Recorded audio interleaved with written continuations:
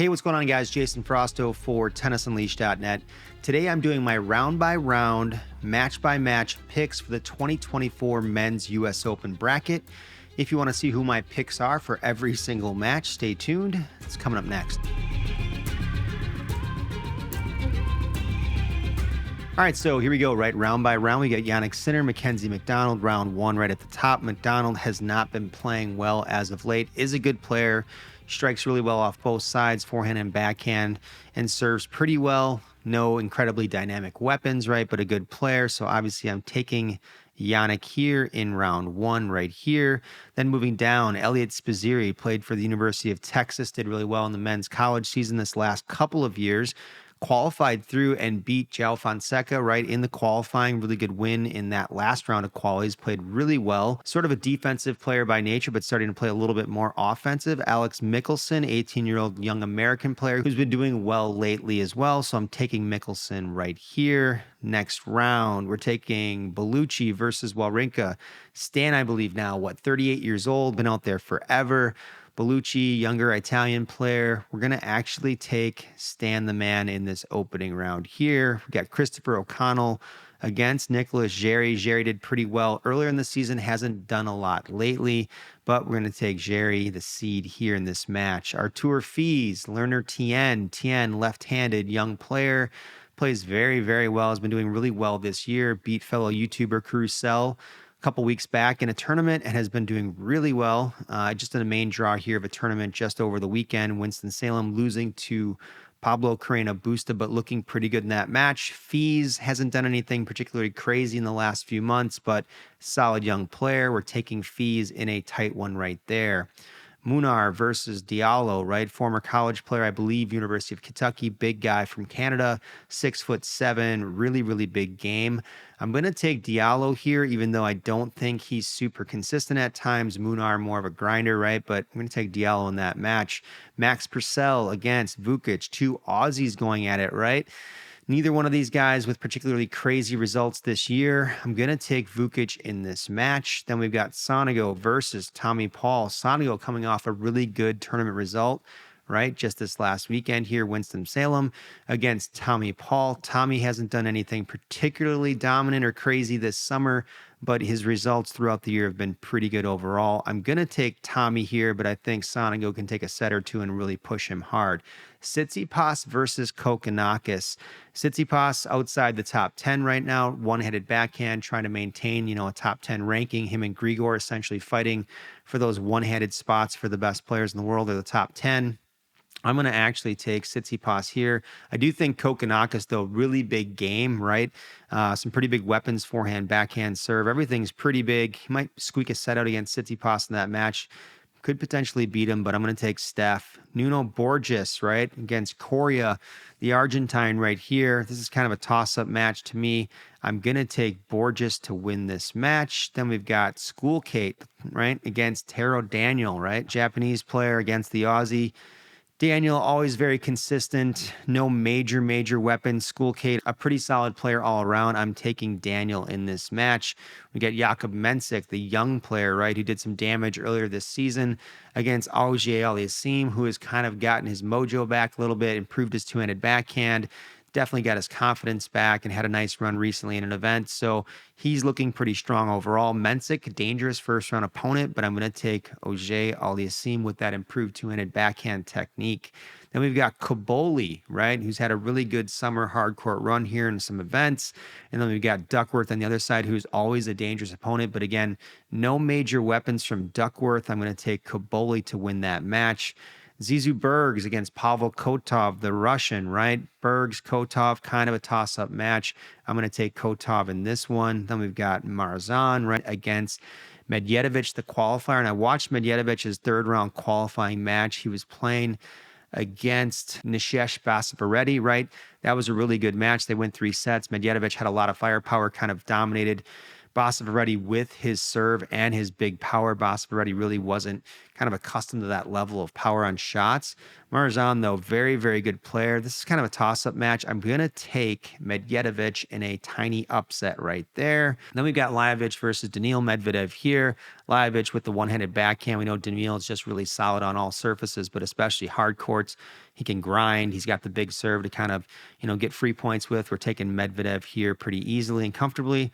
Then we've got 2 versus Carlos Alcaraz. Now, Alcaraz supposedly rolled an ankle and could have potentially injured himself in a practice session just earlier today. So I'm not sure exactly what his status is right now. If he's completely healthy, obviously he rolls through this match pretty easily. Even with an injury, I think he's going through this like 3-4-2. Then we got Shapovalov versus Van de Zandschulp. Van de Zandschulp, no major weapons, hasn't done anything really big this year. Shapo, though, really has struggled to try to come back to the tour and do anything and get some big results. Got that one-hander that can be picked on a little bit. Forehand's a little bit kind of loopy and has that big tilt on it. I'm going to actually take Van de Zandschulp to win that match. Then we've got Diaz Acosta versus Hugo Gaston, right? The Frenchman. This kind of a toss-up match to me. Gaston, smaller player, plays a really crafty game, can be very flashy, but also erratic, inconsistent results. Taking Gaston to win this one. Then we got Zhang, right, from China against Jack Draper. Draper's been in really good form this summer, but Zhang, very dangerous opponent. Good forehand, good backhand, good serve. Everything's pretty good, but no major weapons to blow through you. Draper, very good, can be exposed a little bit on the forehand side. He's got a really strong backhand. I'm taking Draper here, but Zhang could definitely give him some trouble. Tabayo versus Goffin. I'm taking Tabayo here pretty comfortably. Goffin, probably a few years away at this point from retirement, but still a dangerous player. Then we've got Borna Coric versus Adrian Mannarino. Coric, right? Always a solid player. Hasn't really been upside in that top 20-25 here in a little while. Mannarino, crafty, but hasn't done anything recently. Has that kind of tricky game. I'm going to take Coric here in a little bit of a mini upset.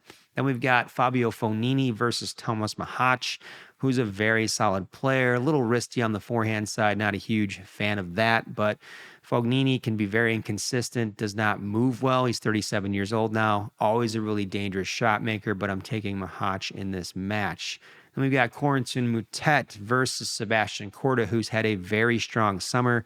Korda at an all-time high ranking now, inside the top 20, but lost early last week to Carreno Busta. Granted, he came off a good result and had to play that match pretty quickly, but I'm going to take Korda here to get through. de Minaur versus Giron, right? Marcos Giron, very good opponent. Has a lot of firepower on both sides, small kind of in stature, but plays a pretty big game, hits through the court, does a really good job with his serve. de Minaur, though, just a brick wall, just chases everything down. It's basically going to be Giron's firepower versus de Minaur chasing all those balls down and then counterpunching. I'm taking de Minaur in that match. Tannen, right, against Halys from France, qualifier. Halys getting a little bit older now, not an old player who's been around for quite a while, never necessarily fulfilled full potential. And dangerous opponent, kind of a toss-up. I'm going to take Halys in the battle of qualifiers. Then we got Navone versus Altmaier, the one-hander from Germany. Interesting matchup. Altmaier can be pretty tricky. I think a little more effective on clay, red clay in particular. I'm going to take Navone in this match. We've got Dan Evans versus Khachanov. Evans, tricky with the one-hander. Smaller player, a lot of variety, though. Comes over it when he has to. Khachanov, kind of got that funky forehand, but has done well, consistent for a long time. I'm going to take Khachanov here, even though I do think Evans, with his backhand slice to Khachanov's kind of extreme forehand grip, could present some trouble just with that slice. It could get, interesting in that match. Then we've got Arnoldi, the 30 seed versus Svita, right? The young American player, about 5'9", a smaller guy. Also has played against Carousel on his channel, My Tennis HQ, played a practice set. Svita, very good player, very counterpunchy, very scrappy, good strokes. Arnoldi, been on fire though, been playing well. I'm taking the Italian here, but I think Svita has the chance to push him a little bit. I think they might have also played, I could be wrong about this, earlier this year in Delray Beach. We got Forbes, who won Super Nationals 18 and unders for boys USTA tournament tennis. He was the singles champion against Safulin, right? The Russian player with a really big game. Forbes, good player, kind of tall, lanky. Backhand might be a little bit short on the backswing. Safilin's got enough weapons here, I think, to hit through him, so I think he's going to win this pretty comfortably, 3 sets. We've got Lestien from France against Jordan Thompson. Thompson kind of revamped his forehand a few years ago, turned it into more of a weapon, has a lot more kind of, leg on that side, and it's a much better shot than it used to be. I'm going to take Thompson here. Also served pretty well a couple weeks ago in a match that I watched him play, so Thompson here in 4 sets or less. Skate off the qualifier versus Hurkacz, right? Hurkacz, got hurt a little while ago, and we thought he was going to be out for the rest of the season. But here he is back, and he's playing, right? The last few weeks, been playing pretty well overall. Always a very dangerous opponent. Forehand solid, backhand solid, massive serve, always leading the stats or at the top of serve quality statistics. So we're taking Hurkacz for sure here. Casper Ruud against the qualifier. Boo, a Chinese player, right? Solid player. We're taking Casper here in 3 or 4 sets at the most. Then we got Monfils, who actually just won the UTS event leading up to the U.S. Open against Schwartzman, the qualifier. So Schwartzman's on the tail end, obviously, of his career. Is retiring probably pretty soon here, but he did get through the qualifying. Good on Diego getting through the qualifying, winning 3 rounds to get into the main draw. No wild card for him in this event. And Monfils, right? Been playing really well. He's like 37 or 38 years old, but just won that UTS event. Was a lot of fun to watch. Always a lot of firepower. Really good athlete. Moves incredibly well. I'm going to take Monfils here, but sometimes with that super creative style, right, he gets a little kind of on a walkabout and loses focus. So you never know if Diego takes a set or 2 maybe there, but I'm taking Monfils, I think, in 4. Choinski versus Carballes Baena. Choinski qualifier, right? Great Britain. Carballes Baena, very consistent dirt baller. We're going to take the Spaniard in this match. Then we got Shang versus Alexander Bublik, 27 seed. Shang, very tough opponent. This is a potential upset. Bublik can have loss of concentration, loss of focus when he plays. Shang, young up-and-coming player, I believe he's still just 19 years old, has had some pretty good results. Maybe no major weapons to take you down with, but Bublik can be very, very erratic mentally and sometimes just doesn't perform up to his ranking or potential. So I'm actually going to take Shang in the upset if Bublik loses his focus for some reason or gets upset in this match. Then you got Hugo Humbert, right? The Frenchman versus Thiago Monteiro, right? The Brazilian player. I'm taking Humbert here, although, again, recent results, I haven't seen anything really impressive from Humbert recently. Dominic Stricker versus Comasana, right? The Argentine player, Switzerland, young player here on the come up, a younger guy who hasn't really had the big breakthrough yet. I'm going to take Stricker here.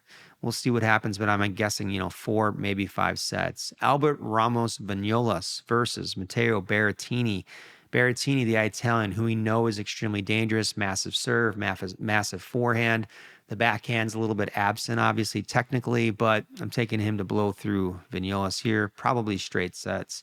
And then we've got Taylor Fritz against Carabelli, right? Another Argentine player. Fritz hasn't done anything crazy lately, but big serve, big forehand, big backhand. Movement can be suspect, but solid, and I think he's cruising through there in 3 sets. Then we've got Holger Rune versus Brandon Nakashima, right? So we can see that matchup right here. Nakashima playing very well this summer. Tends to take a big forehand tilt, point the racket forward quite a bit on his forehand, kind of that next-gen, quote-unquote, forehand, but I think it's too much on the forehand side. I'm going to take Rune here, but Nakashima probably squeaks out 1 set. All right, Arthur Cazot versus Carreno Busta, right? Who's been doing really well. Winston-Salem, very good result there. I think finals before retiring against Mickelson. I saw his semifinal against Lerner Tien, looked really good there. And then he looked good even the previous week. I think he upset a highly ranked player in the previous tournament as well, so he's looking really good in his comeback. Cazot, dangerous, French, creative, smaller player, but we're taking Carreno Busta there. Nishioka versus Kecmanovic. Nishioka, the tricky lefty from Japan. Kecmanovic, sort of your workman type player. Very well-rounded, no massive weapons, but obviously a very good player. So we're taking Kecmanovic to win that one. Then we've got an interesting matchup between the returning Riley Opelka, who's played some summer events this year, versus Lorenzo Musetti, who's had a very good season here recently. Nice little run at Wimbledon. Musetti has kind of that super limp wrist forehand on the forehand side, can be exposed against guys with a lot of firepower. Opelka, right, 6'10", 6'11", gigantic serve that's going to jump up on you really high, whether it's a kick or a flat serve, but hasn't had great results so far this summer. I might take, if Opelka can keep his mind in the right place, I might take Opelka just pulling a possible upset right there against Musetti. Just depends if he serves him off the court or can win in tiebreakers. If Opelka gets frustrated, then he loses to Musetti pretty comfortably. I'll take the upset, though, with Opelka right there. Then we've got Cerundolo versus Sebastian Offner. Cerundolo, solid player, forehand, backhand. Serve isn't necessarily a major weapon, but he's really, really good off the ground. Really moves well. I like Offner's game. I'm taking Cerundolo, though, in 3 or 4 sets. And Pechi Pericard versus Thomas Echeverry, right? Echeverry, very solid on both sides. Pretty solid serve. And Pechi Pericard, big serve, big forehand. A lot of tilt on the forehand, might be exposed there. Backhand's pretty strong when he comes over it, and then plays pretty well from the backcourt and moves pretty well. This is a potential upset in terms of ranking right now, because I think Echeverry is still the higher ranked player, but I'm going to take Echeverry to win that match. Alexander Muller versus Adam Walton, right? This is a toss-up to me. I'm going to take Walton to win this match. Rusevori versus Zverev. Tough first round for Zverev. Rusevori, very well-rounded, no obvious weaknesses, but no massive weapons on any particular stroke. Everything's just pretty solid everywhere. I'm going to take Zverev here in a comfortable 3 or 4 sets. Then we've got Rublev versus Thiago Seyboth Wild, right? Rublev been playing pretty well recently. Recent form, he's just always kind of dangerous. Seyboth Wild looks like Roger Federer, even kind of has the smoothness to his game and his forehand like a Roger Federer, but plays 2 hands on the backhand side. We're taking Rubo here in 4 sets. Chris Eubanks versus Rinderknech, right? This is an interesting match. Eubanks, after losing his Wimbledon points from 2023, really dropped off in the rankings, but has had some decent results here recently. He even dropped down, I think, to the challenger level recently, and might have lost earlier in a challenger, pretty early in that event, but then ATP events here recently. He's won a few rounds in a couple tournaments. I'm going to take Rinderknech right there. Hugo Grenier versus Mitch Kruger. Mitch Kruger, been around a long time. I believe he was a French Open junior champion, right? Good, solid player. Nothing particularly massive in his game, but he's been out there a long time. And he qualified here in straight sets without losing a single set to anybody in his 3 rounds, and had a good showing against, I think it was one of the Spaniard players, Davidovich Fekina. I believe they played a couple weeks ago in the main draw of a tournament, and Mitch, pushed him pretty hard. So I'm taking Mitch here in a comfortable 3 or 4 sets.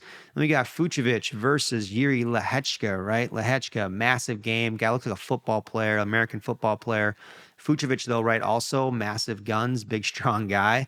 I'm going to take Lehechka in this match if there's no issues with injury or health in general. Sebastian Baez against Darderi, the Italian, right? Baez been struggling a little bit recently with his hard court results. The Italians on the come up. Darderi, I'm taking Darderi here in the upset. Baez, to me, hasn't looked super strong lately. Sumit Nagal, the Indian player, versus Talon Griekspoor, right? This is an interesting matchup. Nagal looked pretty good earlier in this year, I believe, at the Australian Open. Looked pretty solid. Griekspoor, always just kind of a tough out. I'm taking Griekspoor in 3 or 4 sets. Rinky Hijikata versus Davidovich Fekina. Really interesting matchup here. Hijikata, no major big weapons. Foki, just very well-rounded, good player, strong guy. So we're taking Davidovich Fekina. Jacquet versus Dimitrov, right? Grigor, who's had this late career resurgence, bouncing back into the top 10. It's really been based a lot off him using his backhand slice really well in matches and also moving extremely well. I'm taking Grigor here comfortably. Then we've got Ben Shelton versus the retiring Dominic Thiem, who got, I believe, the wild card into the event, right? Shelton hasn't impressed here lately. He's got a ton of points to defend in this event, having semied, I believe, last year. So he's got a lot of pressure on him, but I think he's going to get past Thiem with that serve being so deadly and getting so many free points. Luca Nardi versus Bautista Agut, who tends to hit a little bit of a flatter ball. Bautista Agut can be a very dangerous opponent, doesn't play super heavy with a lot of topspin. Nardi has a very solid game. I'm going to take Bautista Agut in that match right there. And we got Shevchenko versus Dominic Kepfer, the German, who's always a dangerous opponent. Shevchenko, also a very good opponent, though. Big game, serve, a little bit hitchy. Kepfer, smooth, no major weapons. Played Federer a couple years ago at the French Open. I think that was Roger's last match at the French Open, where Federer won that match. So he's a good baseliner, but I'm taking Shevchenko here. Then we go Kovacevic, the American, right? I think he played at the University of Illinois against Francis Tiafoe, who had a late surge here, making the finals at Cincinnati and then losing to our man, Jannik Sinner. I'm taking Tiafoe here pretty comfortably. Kovacevic has a good game, one-handed backhand. I think Francis is going to pick him apart. I don't think Kovacevic has anything to really do damage with or hurt him with. Popyrin here versus Kwon, South Korean player. Popyrin on fire, right, lately. Did well in the last event that he played on hard. He's looking good. He's always had a very big game. Now he's really consistent from the baseline as well, has a little more variety, and he's playing a lot better defense than he used to. So he's got good offense, but he's also starting to move really well from the back of the court and defend well, and that's making him tough to deal with. I'm taking Popyrin comfortably there. We got Martinez versus Kaznikowski, the qualifier who came through qualies and looked pretty good all through the U.S. Open qualifying tournament. I'm going to take Kaznikowski, a little bit of an upset there. We got Gera versus Jan-Lennard Struff. Struff, I think, is better than his ranking. I think he's currently in the mid 30 range, somewhere around there, just outside of being seeded in this event.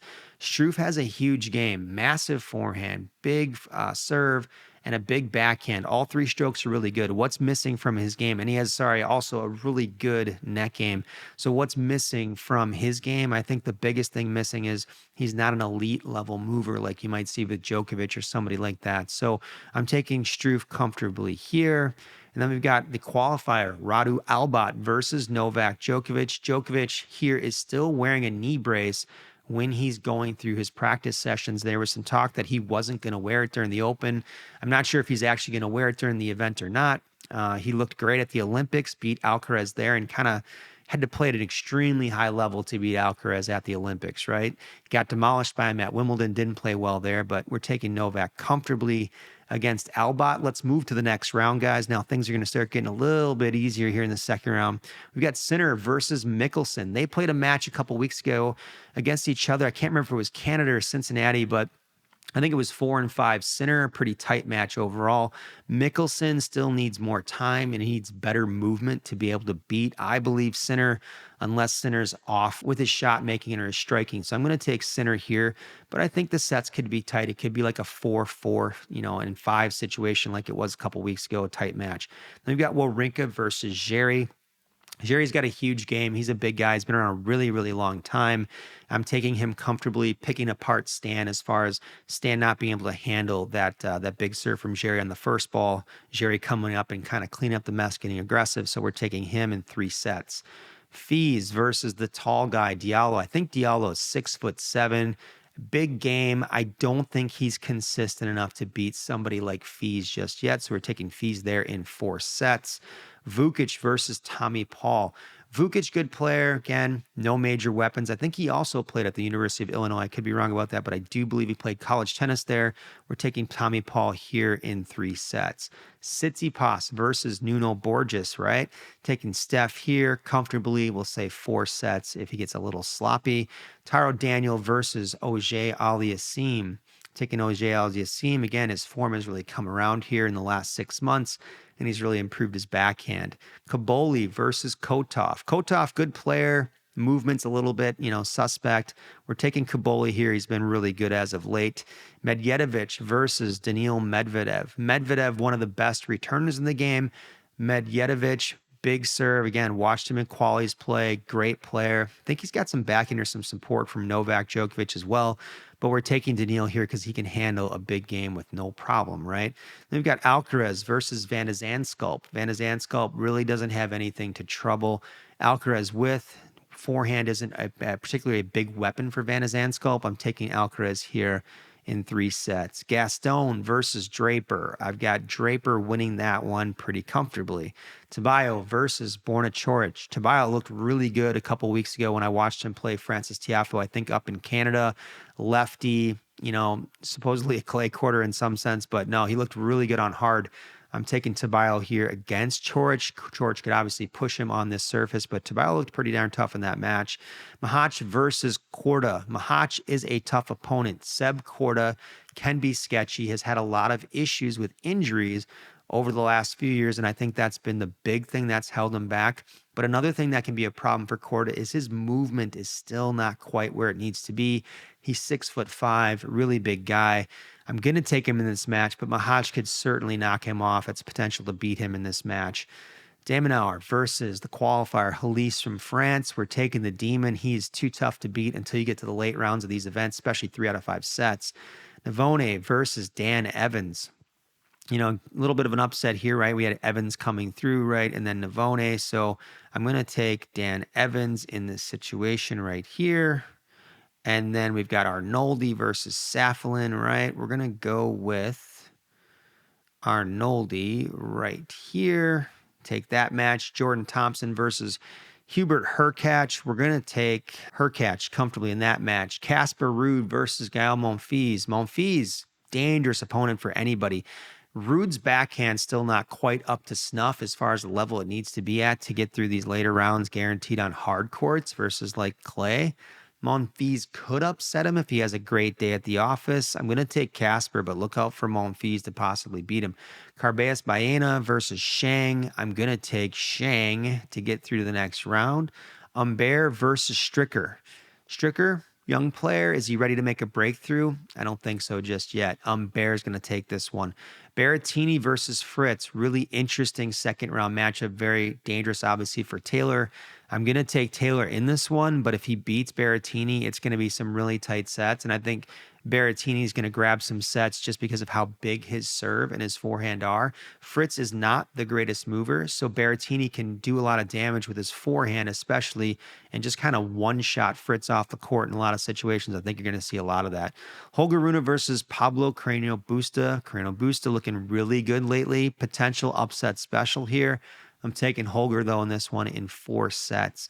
We've got Kecmanovic versus Riley Opelka, right? Picked Opelka to beat Musetti in that first round kind of upset situation. I'm going to take Kecmanovic here to finish the job and kind of take Opelka out of this tournament, but with Riley's serve, you just never know. Cerundolo versus Echeverry, Battle of the Argentines, right? Very good second round matchup. We're going to take Cerundolo to beat this one, but looking for Echeverry to really push him if that thing goes 3, 4, 5 sets. But look for Echeverry to possibly push him pretty hard. Walton versus Alexander Zverev. Zverev's going to cruise probably through this match pretty comfortably. He looks really good right now. Serve, forehand, backhand, and movement. We've got Rublev versus Rinderknech, right? We're taking Rublev here, but it could be a tight 4-setter. Mitch Kruger versus Yuri Lehechka. You know, it might be time for Mitch to cause an upset. Lehechka could be injury prone out there. I'm not sure. He's such a big, kind of bulky guy for tennis. We're going to take Kruger in an upset special over Lehechka here. Darderi versus Griekspoor. Interesting matchup. I'm taking Griekspoor to win this one. Then we got Davidovich Fokina versus Grigor Dimitrov, right? I'm going to go ahead and take Dimitrov to win this one, but Foki can obviously push him pretty hard to 4 sets. Shelton versus Bautista Agut. Shelton, little streaky, not necessarily somebody who can always rely on to win the matches you think he's going to win, but I'm going to take Ben to win this match. I don't think Bautista Agut has enough firepower to really kind of pressure Ben in this situation. Then we got Shevchenko versus Francis Tiafoe. I'm taking Francis to win that. Popyrin versus Kaznikowski. We're taking Popyrin there. And we got Struff versus Djokovic. Djokovic has an incredible return of serve, and that's what's going to allow him to beat Struff in this match. But Struff's a tough opponent for anybody. I'm taking Novik here. We'll say the sets, 3 straight sets, or maybe 4. Maybe Struff slips out 1 set. Those sets are going to be pretty tight. Let's move on to the next round, guys. 3rd round right here. Sinner versus Jarry. Jarry, dangerous opponent. Jannik, obviously, though, major weapons, really improved his movement in the last year or so, and that's what's allowed him to make that breakthrough and achieve the #1 ranking. I'm taking Sinner here. We got Fees versus Tommy Paul. I'm taking Tommy Paul to win that match. Tsitsipas versus Auger Aliassime. Potential upset for Steph to lose to Felix here, but I'm taking Tsitsipas in this match. We've got Kaboli versus Daniil Medvedev. Kaboli looking very good on hard courts recently, right? But I'm taking Daniil to win this match pretty comfortably. Next one, Alcaraz versus Jack Draper. Alcaraz, as long as there's no injury issues from that rolling of that ankle in that practice session earlier today, he's taking that match. Tabayo versus Sebastian Korda. Korda potentially could get upset here. His results aren't necessarily consistent for me, even though he's done well in this summer hard court season. I haven't seen consistency from him for an entire season. But I'm going to take Korda here to beat Tabayo. Then you got Demonauer versus Evans, right? We're taking the Demon right there. Arnoldi versus Hurkacz. I think Arnoldi can really push Hurkacz in this match, but Hurkacz is tough just with his serve quality alone. If he serves well, you're not getting many looks to break his serve. Hurkacz here in 3 or 4. Casper Ruud versus Shang, right? I'm probably going out on a pretty big limb here for Casper Ruud to lose this match. I think Shang has the potential for sure to cause the upset, but let's stick with Casper to win that match. Humbert versus Taylor Fritz. I think Fritz, home soil, U.S. Open, right? Big game. I think Fritz takes that one pretty comfy. Holger Rune versus Kecmanovic. Holger has picked up his game here in the last few months, gotten a lot better, more consistent with results. Kecmanovic, no major weapons. Rune would have to implode to lose that match and kind of play poorly. His level would have to really drop. I'm taking Rune in that one. Cerundolo versus Zverev. Zverev, very good this year. There's a reason he's the 4 seed right now. We're taking Zverev there. Rublev versus, the qualifier Mitch Kruger getting through to the 3rd round. I'm taking Rublev to continue through. Mitch's run ends. Really good run for him, especially as a guy who's been out there a long time and is now, I think around 30 years old. Greek Sport versus Dimitrov. Grigor, tough all around, consistent, athletic, explosive weapons. Moves extremely well. Taking Dimitrov there in 3. Shelton versus Tiafoe. I think Shelton has Francis's number in this situation, even though Francis made that run to the Cincinnati final. Francis's backhand can be exploited a little bit to some level. Kind of has a very short backswing on the backhand side. Doesn't have very much spin or pace on the shot. It's sort of a shorter, flatter shot. So I'm taking Ben to win that match in 4 sets. All right, then we've got Popyrin, right? Winning the title. Masters 1000, I believe, up in Canada and doing a great job there. A couple of really tough matches he had to get through, but he's playing well and he should have a lot of confidence in his ability against Djokovic. I'm going to take Novak here. I'm saying 4 sets because Popyrin has a big enough game and the defensive skills to go with that to push Novak here. So taking Novak in 4. Let's go to the next round. We are in the 4th round, kind of getting down to the nitty gritty, right? Sinner versus Tommy Paul. Tommy has what Brad, his coach, and I know Brad pretty well, I used to work with him. Tommy has what Brad calls the Cobra, which is basically kind of this limp-wristed forehand. And you see it with a lot of players on tour, not tons of them, but enough of them where stronger position. And if the person that you're playing has enough firepower, they can cause problems for you. I think Sinner's going to give Tommy enough problems on that forehand side to really break that down. And then on top of that, Tommy on the backhand side as well doesn't have a lot of elasticity on his backhand, so there's not a lot of spin necessarily on it, a little stiff. So for those 2 reasons, I think Sinner takes him out in, let's say, 4 sets. Sinner's basically going to break him down off the ground with his, perfectly clean technique for the most part against Tommy, having just kind of little tiny things you can kind of pick apart. So we're taking Jannik there, probably in 4. Tsitsipas, Medvedev. Interesting matchup. Daniil, tough to beat, obviously. Can Steph come to the net and do some of the things that Alcaraz has done to Medvedev to beat him on different surfaces? I don't know if Steph is comfortable enough and has a good enough quality slice backhand to give Daniil enough trouble, and if he can finish enough points at the net to give Daniil trouble for standing so far behind the baseline. So I'm going to take Daniil here in 4 sets. Alcaraz versus Korda. Interesting matchup. Alcaraz, I think, is more successful, at least, the recent track record, by playing on clay and by playing on grass, right? Surfaces that the ball doesn't bounce consistently on. I think Alcaraz is more deadly on non-consistent ball type surfaces. Korda better on hard courts, I think, than any other surface at this point. So I think the surface, if you're going to beat Alcaraz on, it's going to be a hard court. It's probably not grass and clay, whereas the athleticism that he has, this great movement and great reflexes and hand-eye coordination comes in handy on those bad bouncing surfaces versus a hard court. Those things won't matter quite as much for him. I'm going to take him to beat Korda here, but if Korda could move really well, this would be a great chance for him to score an upset over a really highly ranked player. Demonauer versus Hurkacz. Hurkacz, again, serve, amazing quality. Forehand can be a little bit sketch, but his hitting that really big lately, his backhand is just rock solid. That thing, you're really not breaking his backhand down. It's just so good from the back of the court. Demonauer, does he have enough weaponry and enough heaviness to beat somebody like Hurkacz at this point? Maybe. That's going to be a really tight matchup. I'm going to take Hubie, though, just because of that serve. Then we've got Rude versus Fritz. If both these guys get through to this round, Casper's backhand has improved a lot from a couple years ago. It was one of the biggest things that caused problems for him when he played Nadal a couple times ago in the French Open final, that backhand breaking down. So they spent some time improving the quality of his backhand, but I just don't think it's there yet. Like, it's not a weapon. It's consistent, but it's not a weapon, and the aim on it isn't precise enough. So I'm going to take Taylor Fritz here in the upset. If they both get through to this round, I think Fritzy beats him. Then we've got Rune versus Zverev, right? Interesting matchup. Rune looking better as of late. His form's improved quite a bit.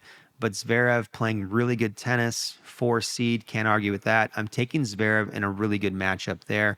Then we've got Rublev versus Dimitrov, right? Grigor, the question is, now that he's a top 10er again, can Grigor make a run and beat a guy in the top 7 and get through to the next round of this tournament?